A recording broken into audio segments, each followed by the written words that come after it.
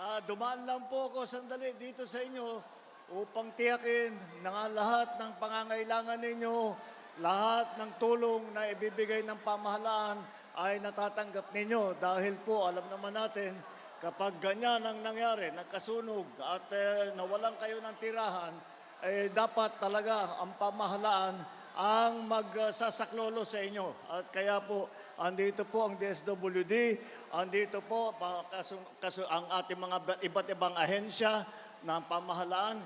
At siyempre, kasama po natin ang ating local government ng City of Manila, ang lungsod ng Maynila, na sabay-sabay kami na naghahanap ng paraan na magtumulong. Kaya't nandiyan po, galing po sa national government, meron po tayong hygiene kit, meron pa po tayong family cooking kit, meron pa po tayong binibigay na food pack, at bukod pa ron yung 10,000 na assistance para meron po kayong magamit na pera.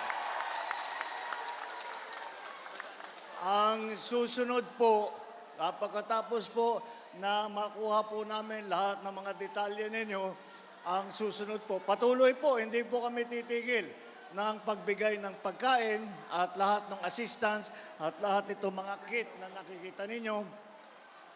Wala pong tigil yan, ay tuloy-tuloy po namin gagawin yan.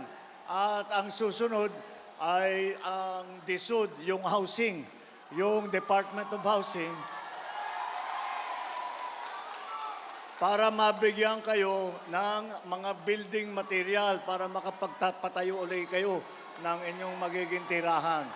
Kaya sana po ay kahit na medyo mahirap ngayon, asahan po ninyo, hindi po aalis ang pamahalaan, hindi po aalis ang DSWD, hindi po aalis ang lungsod ng Maynila, andito po si Chorme, at hindi po aalis hanggang kayo ay handa nang makauwi ulit at mamuhay ulit ng normal. Nandito lang po kami, asahan po ninyo.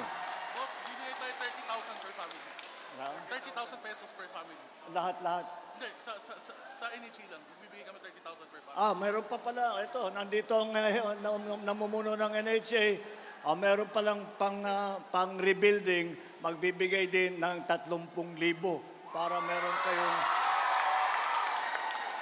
parang pangbili ninyo ng gamit para yun na nga, makapagpatayo ulit kayo ng inyong tirahan.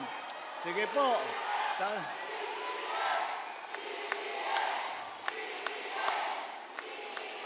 Maraming salamat po. Asahan po ninyo. Andito po kami. Hindi po kayo namin iiwanan. Hindi ko kayo nakakalimutan. Hindi kayo namin pababayaan. Maraming salamat po. Magandang umaga po sa inyo.